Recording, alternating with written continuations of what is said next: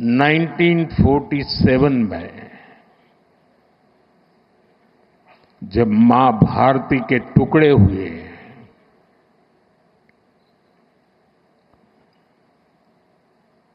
कटनी चाहिए थी तो जंजीरें, लेकिन काट दी गई भुजाएं। देश के 3 टुकड़े कर दिए गए।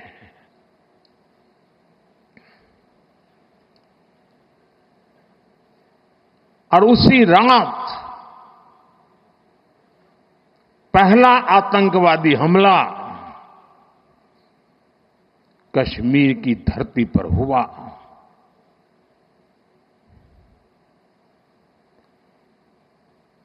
मां भारती का एक हिस्सा आतंकवादियों के बलबूते पर, मुजाहिदों के नाम पर पाकिस्तान ने हड़प ले लिया।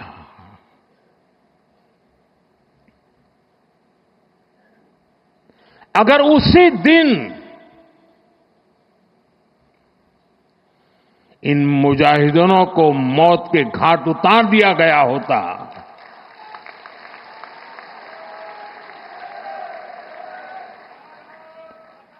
और सरदार पटेल की इच्छा थी कि पीओके वापस नहीं आता है तब तक सेना रुकनी नहीं चाहिए, लेकिन सरदार साहब की बात मानी नहीं गई और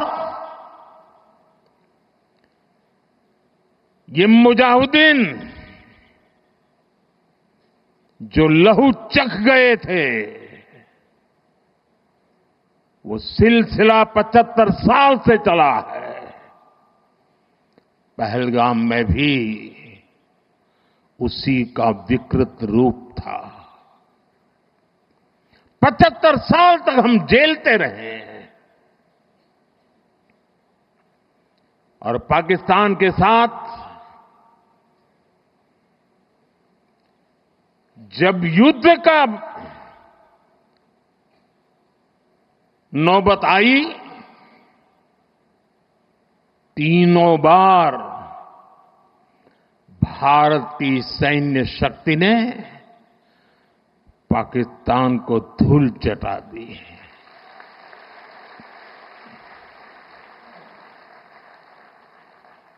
और पाकिस्तान समझ गया कि लड़ाई में वो भारत से जीत नहीं सकते हैं, और इसलिए उसने प्रॉक्सी वॉर चालू किया। सैन्य प्रशिक्षण होता है, सैन्य प्रशिक्षित आतंकवादी भारत भेजे जाते हैं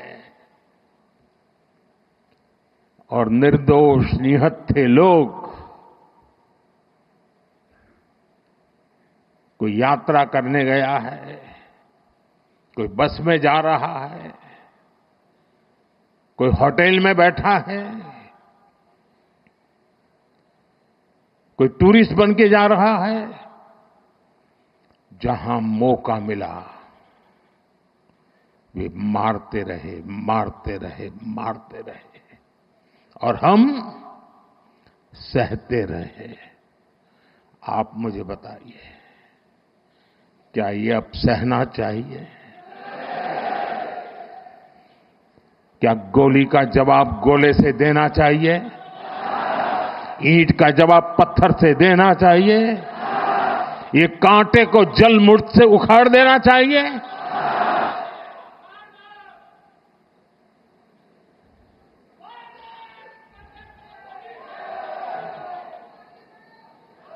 साथियों, ये देश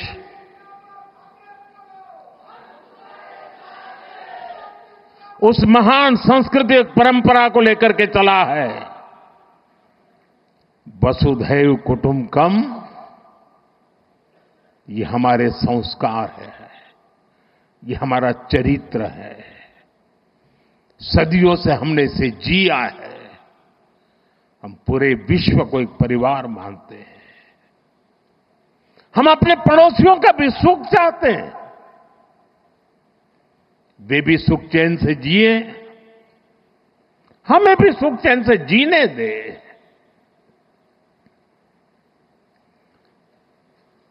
ये हमारा हजारों साल से चिंतन रहा है।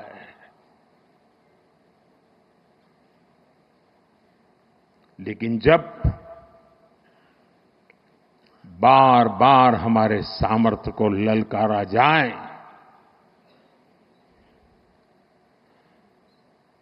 तो ये देश वीरों की भी भूमि है।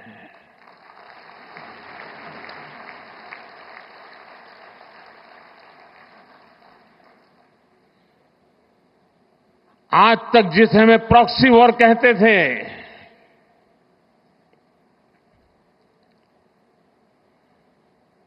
6 मई के बाद जो दृश्य देखे गए, उसके बाद हम इसे प्रॉक्सी वॉर कहने की गलती नहीं कर सकते हैं। और इसका कारण है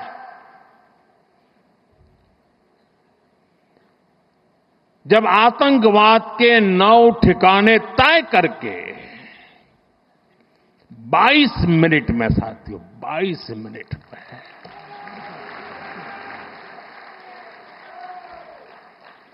उनको ध्वस्त कर दिया। और इस बार तो सब कैमरा के सामने की सारी व्यवस्था रखी थी ताकि हमारे घर में कोई सबूत न मांगे। अब हमें सबूत नहीं देना पड़ रहा है, वो ऊपर वाला दे रहा है।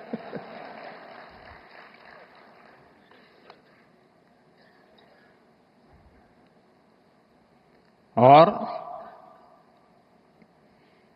मैं इसलिए कहता हूं अब ये प्रॉक्सी वॉर नहीं कह सकते इसको,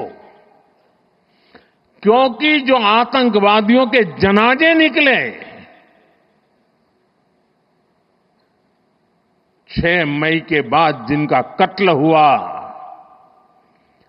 उस जनाजे को स्टेट ऑनर दिया गया पाकिस्तान में। उनके कॉफिन पे पाकिस्तान के झंडे लगाए गए, उनकी सेना ने उनको सैल्यूट दी। ये सिद्ध करता है कि आतंकवादी गतिविधि प्रॉक्सी वॉर नहीं है, ये आपकी सोची समझी युद्ध की रणनीति है। आप वॉर ही कर रहे हैं, तो उसका जवाब भी वैसे ही मिलेगा।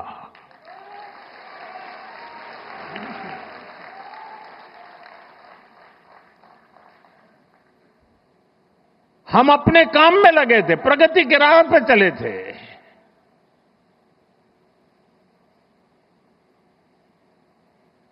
हम सबका भला चाहते हैं और मुसीबत में मदद भी करते हैं।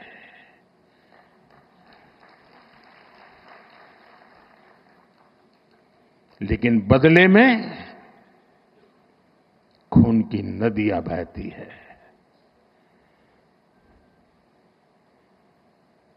मैं नई पीढ़ी को कहना चाहता हूं,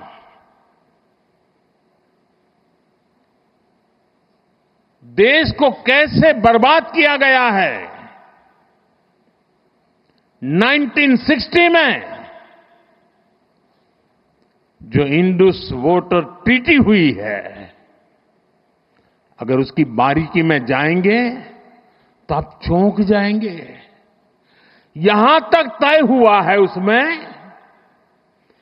कि जो जम्मू कश्मीर की अन्य नदियों पर डैम बने हैं, उन डैम का सफाई का काम नहीं किया जाएगा, डिसिल्टिंग नहीं किया जाएगा। सफाई के लिए जो नीचे की तरफ गेट है वो नहीं खोले जाएंगे। 60 साल तक ये गेट नहीं खोले गए और जिसमें 100% पानी भरना चाहिए था, धीरे धीरे इसकी कैपेसिटी कम हो गई, 2%, 3% रह गया। क्या मेरे देशवासियों को पानी पर अधिकार नहीं है क्या? उनको उनके हक का पानी मिलना चाहिए, नहीं मिलना चाहिए क्या? और अभी तो मैंने कुछ ज्यादा किया नहीं है।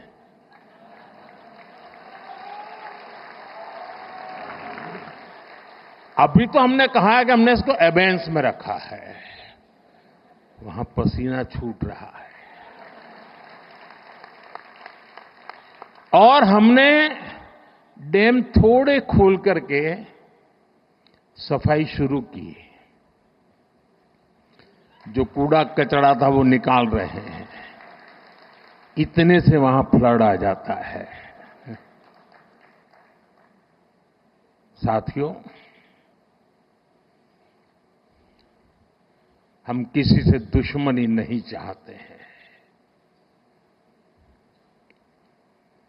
हम सुख चैन की जिंदगी जीना चाहते हैं। हम प्रगति भी इसलिए करना चाहते हैं कि विश्व की भलाई में हम भी कुछ योगदान कर सके।